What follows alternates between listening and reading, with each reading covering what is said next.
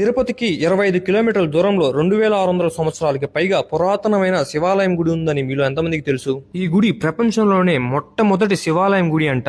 ఇంకో విశేషం ఏంటంటే ప్రపంచంలోనే ఎక్కడా లేనట్టు ఈ శివలింగం ఉంటుంది. అంటే ఏకశిలపై బ్రహ్మ యక్షుని రూపం, విష్ణు పరశురాముడి అవతారం, శివుడు పురుషలింగావతారంలో దర్శనమిస్తారు. ఇంకా 60 ఏళ్ళకి ఒకసారి స్వర్ణముఖి నది నీరు ఇదే మార్గాన లోపలికి గర్భగుడిలోకి వెళ్లి స్వామివారిని అభిషేకించుకొని మళ్ళీ ఇదే మార్గాన వెనక్కి వెళ్లిపోతుందంట. 2005లో ఇలా జరిగిందంట.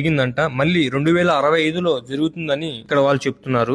అంటే 60 సంవత్సరాలకి ఒకసారి అలా అవుతుంది. ఇంకా ప్రతి సంవత్సరం ఒకసారి ఉదయం 5:30 నుంచి 6:30 సమయంలో సూర్యకిరణాలు ఈ 15 తిథుల్లో నుంచి ఈ 9 నవగ్రహాల మీద పడి 9 నవగ్రహాల నుంచి నేరుగా గర్భగుడిలో ఉన్న స్వామివారి పాదాలపై పడుతుంది. ఇలా సంవత్సరానికి ఒకసారి, అది జూన్ నెలలో 15 నుంచి 21 తేదీ మధ్యలో ఒకే రోజు జరుగుతుంది. ఇంకా ఎన్నో వింతలు విశేషాలు ఉన్నాయి ఈ గుడిలో. జీవితంలో ఒక్కసారైనా దర్శించుకోవాలి. ఇంకా లొకేషన్ వచ్చేసి తిరుపతి నుంచి 25 కిలోమీటర్ దూరంలో గుడిమల్లం అనే ఊరిలో ఉంటుంది ఈ గుడి.